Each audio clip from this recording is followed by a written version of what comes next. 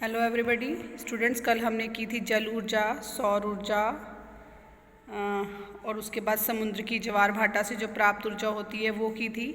आज हम करेंगे जैविक पदार्थ, जैव मात्रा जो ऊर्जा के स्रोत होते हैं। तो जो जीव जंतु होते हैं बेटे, जीव जंतु का जो मल मूत्र होता है, गोबर होता है, कचरा होता है, या जो कृषि के बाद हमारे उत्पाद बचते हैं, अपशिष्ट बचते हैं, उनको हम जैव मात्रा कहते हैं। तो ये जो जैव मात्रा होती है, इनका क्या किया जाता है, विघटन करके एक ऊर्जा का स्रोत बनाया जाता है जिसको हम बायोगैस बोलते हैं।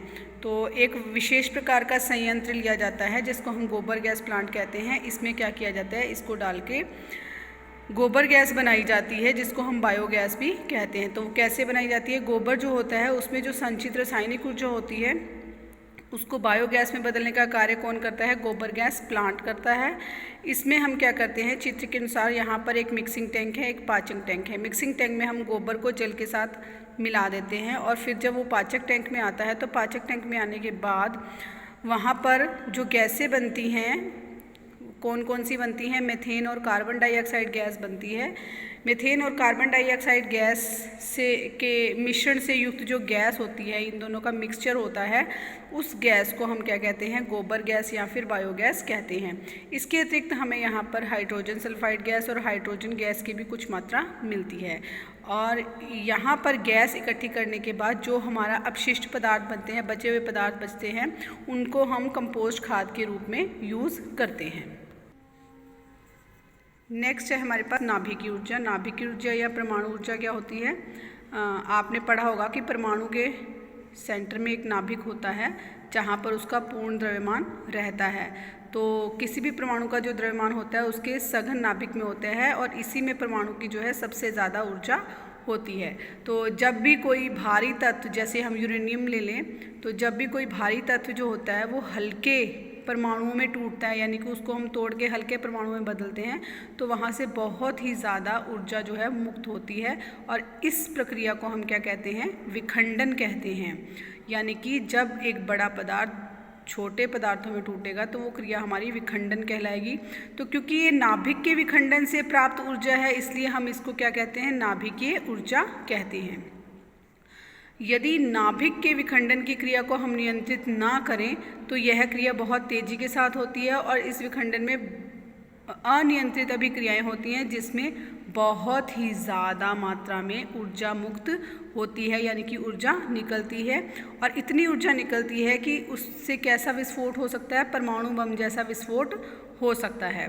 तो उपयोगी रूप में ऊर्जा उत्पादन के लिए हम नाभिकीय विखंडन की अभिक्रिया को नियंत्रित करके ही करते हैं, क्योंकि इसको अगर हम नियंत्रित नहीं करेंगे तो बहुत ही ज़्यादा जो ऊर्जा है वो एक साथ मुक्त होगी और उससे विस्फोट जैसा जो है, उससे परमाणु बम जैसा विस्फोट जो है वो हो सकता है।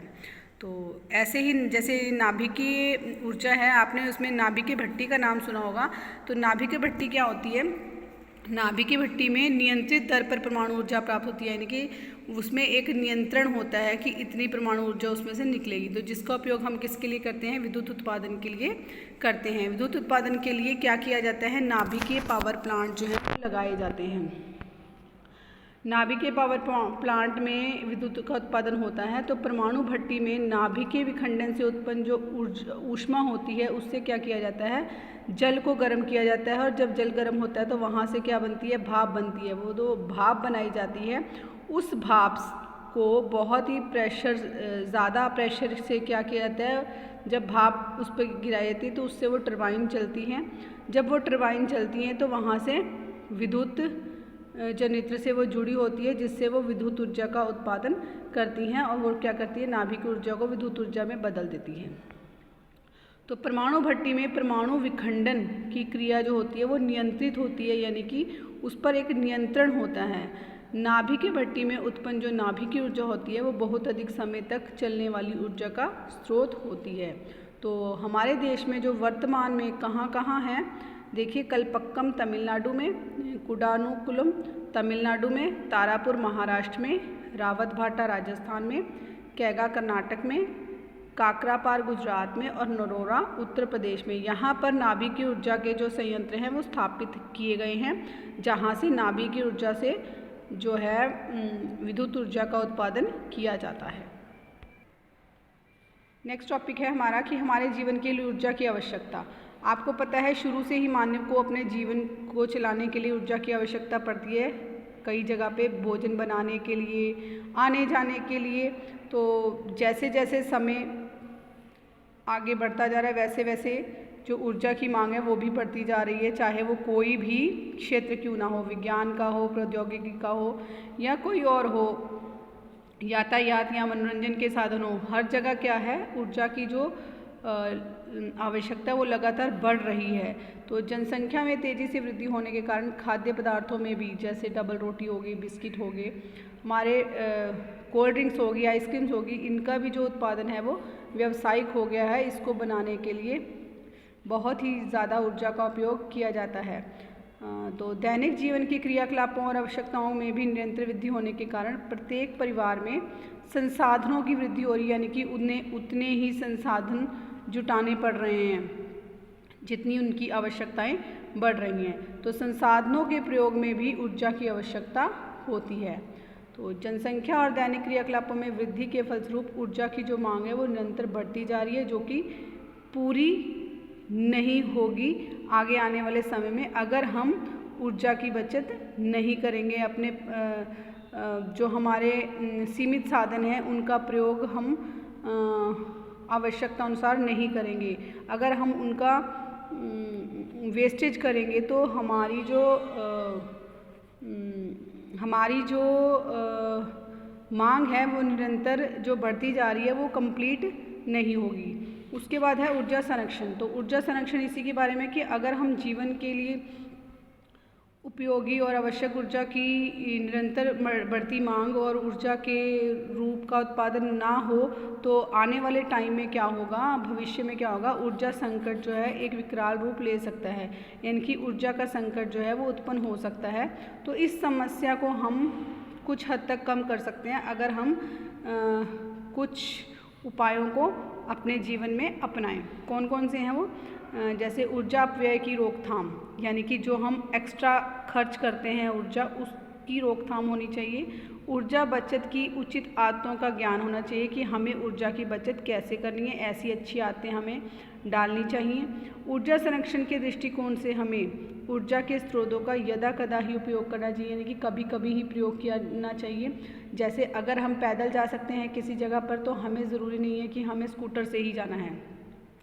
तो जहाँ पर संभव हो वहाँ पर हमें पैदल ही जाना चाहिए। तो घर के जैसे विद्युत उपकरण है, जैसे पंखे, बल्ब, हीटर है, अगर हमें आवश्यकता नहीं है तो हमें क्या करना चाहिए, इनको बंद कर देना चाहिए, इनको स्विच ऑफ कर देना चाहिए। तो आवश्यक होने पर ही इनका यूज़ करना चाहिए। जहाँ पर संभव हो भोजन पकाने में या भोज्य पदार्थों के सुखाने में, पानी को गर्म करने में हमें किसका उपयोग करना चाहिए? सौर ऊर्जा का प्रयोग करना चाहिए। सोलर कुकर से भोजन बनाने की आदत डालनी चाहिए, क्योंकि सोलर कुकर से भोजन पकाने पर जो आवश्यक तत्व हैं वो भी सुरक्षित रहते हैं, वो नष्ट नहीं होती। प्रकाश उत्पन्न करने के लिए हमें ट्यूबलाइट या सोडियम वाष्प वाली लैंप, मरकरी वाष्प लैंप का प्रयोग कर अपने घरों में और सड़कों में करना चाहिए, ताकि उससे जो एनर्जी है हम बचा सकें। भोजन पकाने के लिए हमें प्रेशर कुकर का उपयोग करना चाहिए ताकि हमारी ऊर्जा की बचत हो, क्योंकि अगर हम खुले बर्तन में खाना बनाएंगे तो समय ज़्यादा लगेगा, लेकिन अगर हम प्रेशर कुकर में बनाएंगे तो समय कम लगेगा, जिससे हमारी गैस की भी बचत होगी। तो खाना बनाने में जहाँ मिट्टी का तेल का प्रयोग करते हैं वहाँ पर मिट्टी का तेल प्रयोग करने के लिए अच्छे किस्म के स्टोव का प्रयोग करना चाहिए, ताकि हमारी जो ऊर्जा है उसकी बचत हो सके।